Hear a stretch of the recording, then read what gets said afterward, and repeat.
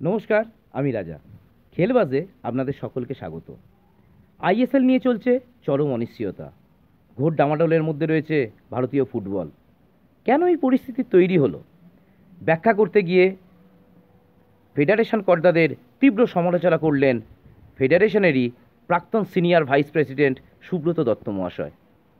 কি বললেন তিনি, চলুন তার সেই বিস্ফোরক সাক্ষাৎকার দেখে নেওয়া যাক।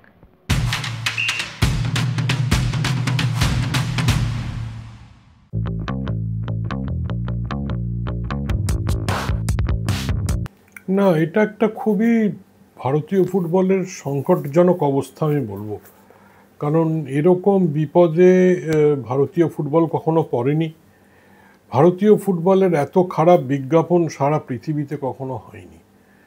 এবং যেটা প্রমাণিত হলো এখন, এই যে কেউ বিড জমা দিল না, এতে বোঝা যাচ্ছে যে ভারতীয় ফুটবলের নেওয়ার কেউ নেই এবং ভারতীয় ফুটবল বিক্রয়যোগ্য নয়, কোনো ক্রেতা নেই। তো এটা মানে আমার তো মনে হয় মানে এটা না, ভারতীয় ফুটবল তো এখন এমনিতেই খুব খারাপ অবস্থায় আছে, এটা আরও শেষের দিকে মানে সর্বনাশের দিকে যাচ্ছে।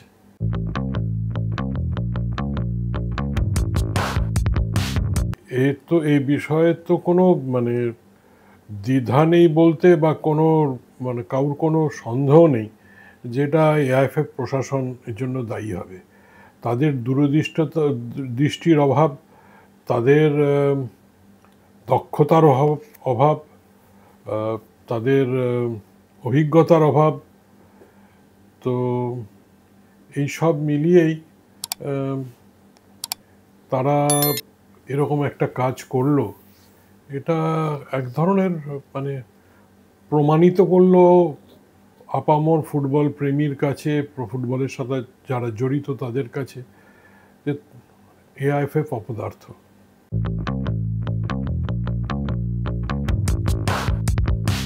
হ্যাঁ, অযোগ্যতা তো বটেই, কারণ অযোগ্য না হলে এরমভাবে ভারতীয় ফুটবলকে করা যায় না।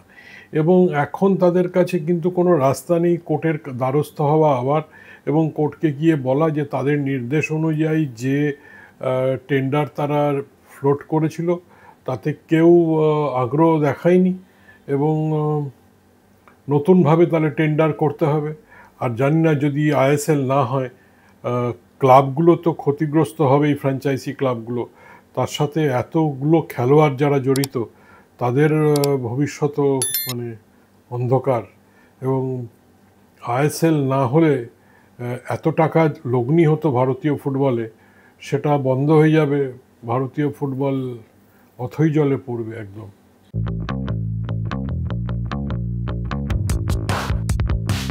হ্যাঁ, ফিফার কাছে, এএফসির কাছে, অন্যান্য দেশের কাছে এরম একটা ঘটনা খুবই লজ্জাজনক এবং ভারতীয় ফুটবলের বলবো খুব দুর্দিন, মানে কালো দিন এটা, যে এইভাবে ভারত প্রমাণিত হলো যে ভারতীয় ফুটবলের কোনো দাম নেই, কোনো মূল্য নেই, কোনো কেউ নেওয়ার নেই এবং এর বিপণন সত্ত্ব বিক্রি হতে পারে না। যে 50 কোটি টাকা করে এফএসডিএল 15 বছর আগে থেকে দিচ্ছে, তারা 37.5 কোটি টাকাতেও বিড জমা দিল না।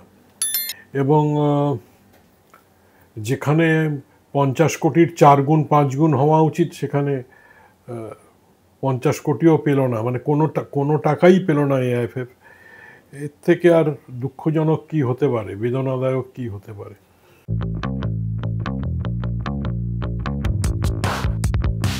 মানে 2022 থেকেই কথাবার্তা হচ্ছে এবং কথাবার্তা এগিয়ে যেতেই পারত, এবং 6 মাস আগে থেকে তো লিগালি কথাবার্তা বলতে পারতো, অফিসিয়ালি বলতে পারতো। দূরদৃষ্টিতার অভাব।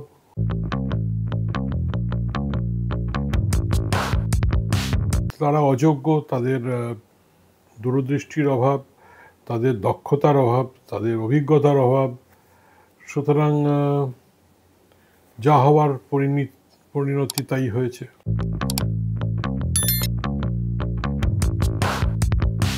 কথাটা হচ্ছে আলোচনার মাধ্যমে রিলায়েন্সকে বোঝানোই যেতে পারত, কারণ এত টাকা রিলায়েন্স লগ্নি করবে, ওরা তো নিয়ন্ত্রণ চাইবেই সেই টুর্নামেন্টের। সেই নিয়ন্ত্রণ কিভাবে আসবে সেই ব্যাপারটা বোঝানো যেতেই পারত। 15 বছর মধ্যে প্রায় আমি বলবো 10 বছর ধরে, তো 10 বছর এই টুর্নামেন্টটা হয়েছে, আইএসএল হয়েছে, 10 বছরে তো কোনো সংঘাত এআইএফএফ এর সাথে হয়নি বা এই নিয়ে কোনো সমস্যা সৃষ্টি হয়নি। তো যারা এত টাকা লগ্নি করছে এবং এতগুলো টিম ইনভলভ, প্রত্যেকটা টিম প্রায় 50-60 কোটি টাকা করে খরচা করছে, তো সুতরাং তাদের স্বার্থ তো দেখতেই হবে এবং তাদের সাথে একটা সমঝোতাতে তো আসাই উচিত ছিল।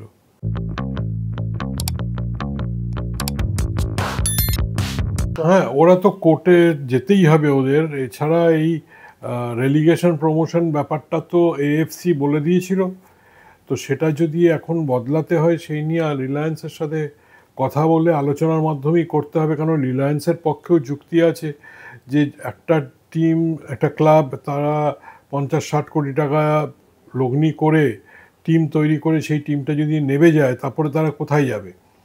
তাহলে আইএসএল 2 করা উচিত, কারণ আই লিগের সেই স্ট্যান্ডার্ড নয়। আর আই লিগ থেকে যারা প্রমোশন পাচ্ছে আইএসএল খেলার জন্য, তারা অনেক সময় তৈরি নয় আইএসএল খেলার ব্যাপারে, সেই আর্থিক সঙ্গতি নেই আইএসএল এর মতো টিম তৈরি করার বা আইএসএল এর মতো খরচা করার। তাহলে তো সেই ক্লাবও বিপদে পড়বে যে প্রমোটেড হলো, এবং আইএসএল এর পুরো পরিচালন মণ্ডলী তারাও তো অসুবিধায় পড়বে। কারণ এই এমন একটা ক্লাব উঠে এলো আই লিগ থেকে, যারা অংশগ্রহণই করতে পারছে না ঠিক করে, যারা টিম তৈরি করতে পারছে না ঠিক করে। তো সুতরাং এই ব্যাপারটাও বোঝানো উচিত ছিল। কোর্টের কাছে এত কিছু বুঝিয়েছে এআইএফএফ এর যে লয়ার, সে তো কম টাকা নেয়নি, তাহলে সে কেন ঠিক রকম ভাবে উপস্থাপনা করেনি যে এআইএফএফ এর কী কী সুবিধে অসুবিধে।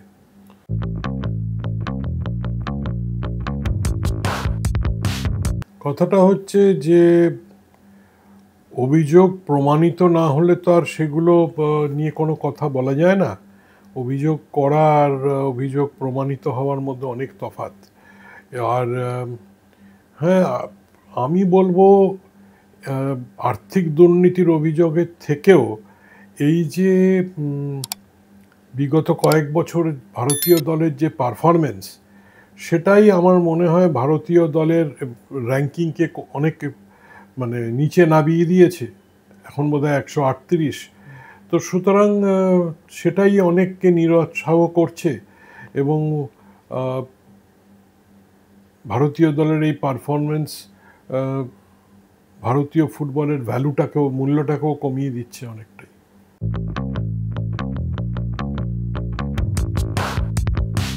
না না, ওরা তো অনেক টাকা খরচা করেছে, সুপার কাপ খেললো টিমগুলো, এবং আইএসএল যদি না হয় তাহলে তো ওদের অনেক টাকা ক্ষতি হবে, প্লেয়াররাও ক্ষতিগ্রস্ত হবে। যারা উদীয়মান প্লেয়ার, যারা মানে তৃণমূল স্তরের প্লেয়ার, যারা যুব প্লেয়ার, তাদের তো সামনে কিছু থাকবে না। মানে কেউ চাইবে না যে আমি একজন পেশাদার ফুটবলার হই, কারণ ওপরটা যদি এরকম অন্ধকার হয়, কে উঠে আসবে, কে সময় দেবে, পরিশ্রম দেবে, দিয়ে একজন পেশাদার ফুটবলার হবে যদি তার ভবিষ্যৎটাই অন্ধকার থাকে।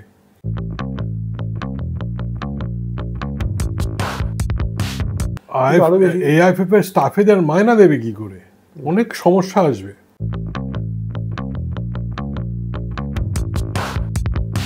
আমার মনে হয় এআইএফএফ কোর্টের দ্বারস্থ হবে। কোর্টের মাননীয় বিচারপতিরা ব্যাপারটা বুঝবেন, বুঝে কিছু একটা মানে তারা সহযোগিতা করবেন এবং কিছু একটা উপায় তারা বার করবেন নিশ্চয়ই।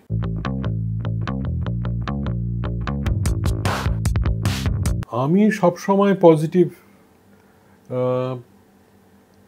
আমার পজিটিভ অ্যাটিটিউড এবং আমার সবসময় পজিটিভ কথাটাই ভাবি।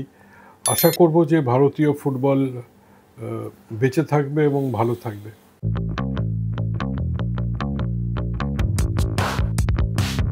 আইএসএল থাকলে, আই লিগ থাকলে, আর তার উপরে আবার আরেকটা জাতীয় লিগের কোনো মানে নেই। আর কথাটা হচ্ছে আইএসএল এর পরিবর্তে যদি আরেকটা অন্য লিগ হয়, সেই লিগটা তো তার মানে ওই মানে বকলমে আরেকটা আই লিগ।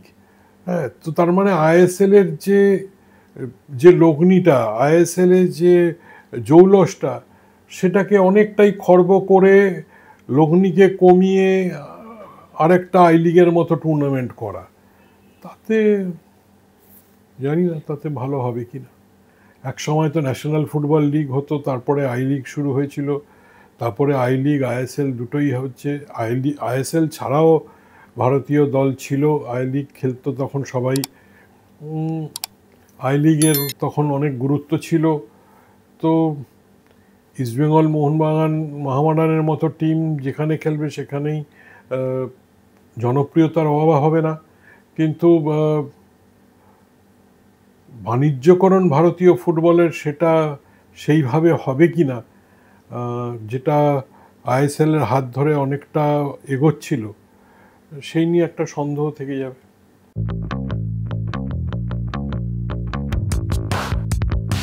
কথা হচ্ছে যে ইমিডিয়েটলি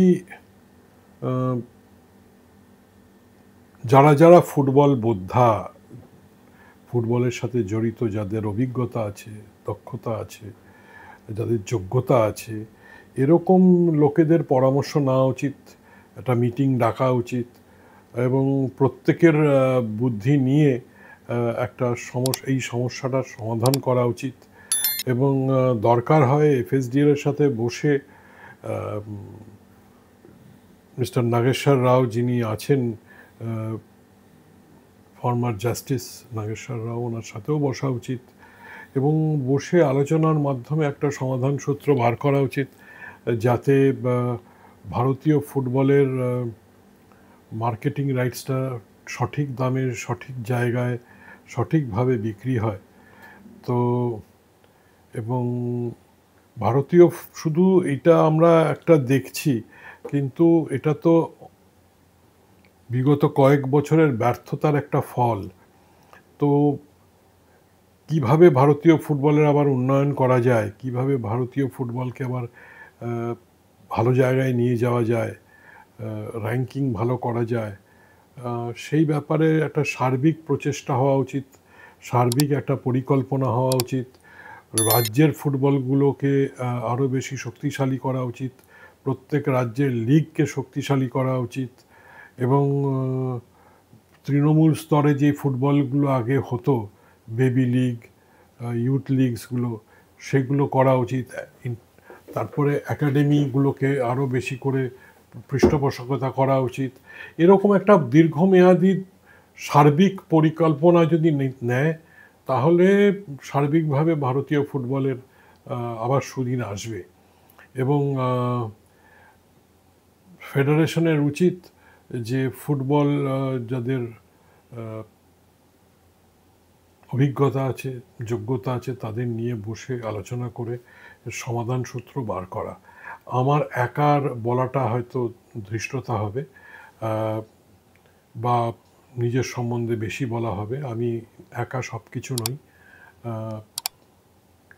হয়তো আমার রক্তে ফুটবল প্রশাসন, হয়তো আমি অনেক দিনের অভিজ্ঞতা আমার, কিন্তু আমিও সেই সবাই তাদের সাথে থাকতে পারি, কিন্তু আমি শেষ কথা নয় বা আমি সব কিছু নয়। আমি হয়তো সামান্যই জানি, তো সেইটুকু আমি আমার মতো করে দিতে পারি। আর আমার মনে হয় আলোচনার মাধ্যমে ব্যাপারটাকে সমাধান করাই যেতে পারে।